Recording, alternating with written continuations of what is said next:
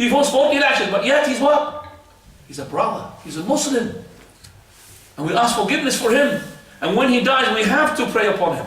We have to shroud him. We have to bury him. You can't just say, oh, he's a womanizer person. Dump him in the oven. No, come. But yet we tell these people who are religious sheikhs, known to the people, to abandon praying upon such people. So the people ask why Sheikh so-and-so did not pray. Because he was a drunkard. Because he was a fornicator. Because of what? He was a thief. They leave him. But they have to bury him in an Islamic way. That means burial with shrouding and washing and also praying upon him and burying.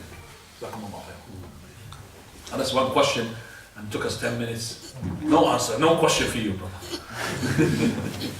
Any question for all the brothers? One question? Tafadhal. I was going to ask, I know you're talking about heaven and hell. Some of the stories that you were saying that some of the Sahabas are in heaven, so are they in heaven now? I thought heaven and hell was after the day of judgment. Very good. The Prophet ﷺ said anything about that. For example, I have seen in my dreams, I was taken by Jibreel alayhi salam and Mikael. They took hold of me and he saw, for example, a person who was in the river, and the river was blood, full of like color red. And every time he comes out, there's a person, he puts the stone in his mouth. Another person is on top of another person. He brings in the stone, he kicks his face, and the rocks rolls. And then he brings the rock back again, and then he wants to kick him again, get him again, his face pretend back. Another person has got the scissors, he cuts it from one side until he finishes, he goes to the other side. While he's cutting the other side, the side will go back itself, and then he'll go to, and he described that when he was asked by the angels about what are these people. He described that they said the first one was a liar, the second one was taking riba, the third one was so and so, and the people in the fire, and the fornicators.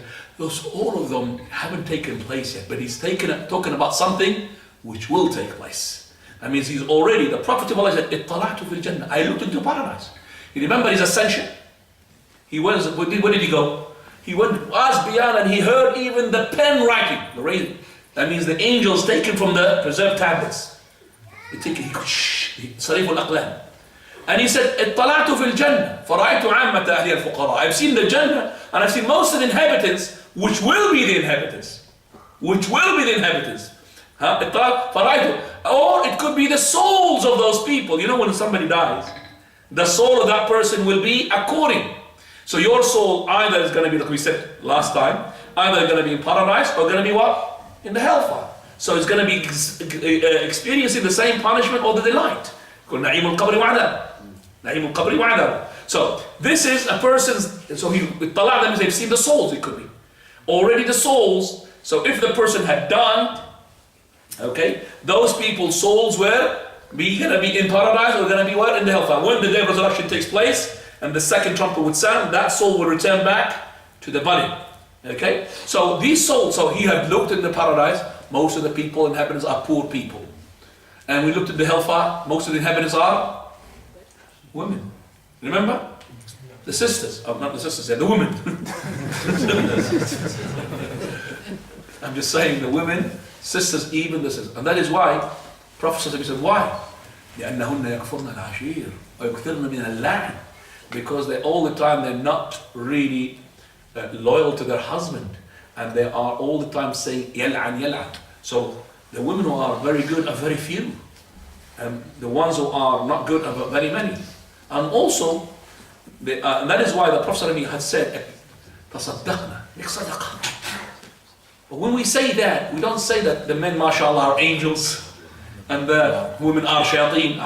We have the men are very, very evil as well, more evil. But if you say in general, that we say that the women are the ones who are in the negative side, you could say. But there are righteous people, righteous women, more righteous than the men. The wives of the Prophet ﷺ. Can anybody compare yourself with Aisha or Khadija? Nobody can compare, or Fatima, the daughter of the Prophet. Nobody can do that. Wallahu ta'ala a'lam. Last question. Fadal ya akhi. The last question is for you. The mu'min, the hardship that he can go through on the Sirat Mustaqim, can that be a sign of a purification for him to go to the hellfire? You mean when he's going top of a sirat? Sirat, yeah. The hardship he's getting there. He's getting there. Is it going to be from his punishment if he goes to the hellfire? No, I mean, can that be like a take off his... Taking off from his ordeal? From his punishment? I mean, take off his sin, punishment, or some of the sin. Is it considered to be a sin? So a sin punishment? Yes, that's yeah. I would say yes, in a way, meaning, because the more sins that you do, the more agonizing will be for you to pass the bridge. So it's like a type of a punishment. But you don't want to have so much heavy weight, luggages of sins, that you can't even carry them, that you might be what? Dragged into the fire. That's the whole issue. So remember, if you, mashallah, drank from the water of the Prophet ﷺ, it doesn't mean that you are safe yet. Remember that if you are being out of the scale and the mizan, you have been my check, it doesn't mean that you are safe yet. When are you safe? When you enter paradise. And that's why Abu Bakr said, if I put one leg in paradise and the other one is outside, I still not really safe yet. Till the two legs in paradise, mashallah, I'm safe. So there is. So on the bridge, after the mizan, there is. So that could be as well. I've never been asked this question, but it's a good. It could be as well. Yes, if you think about it, it is actually. So the person who's got light weight in terms of sins, and he's got lots of good deeds, so he's got, mashallah, turbocharged, very fast, and he's got light as well, and he's got light, as in light, not just lightweight, as in light as in you can see. He will be going like a, he said, kalamh al-basar, blink of an eye, it'll be there. And somebody who's like crawling, somebody's been dragged, how heavy he is, dragged. So if he's going to be saved, he's going to be what? Scratched from those hooks. Wallahu ta'ala a'lam. Jazakumullahu khairan for listening. Wa akhiru da'wana alhamdulillahi rabbil alamin.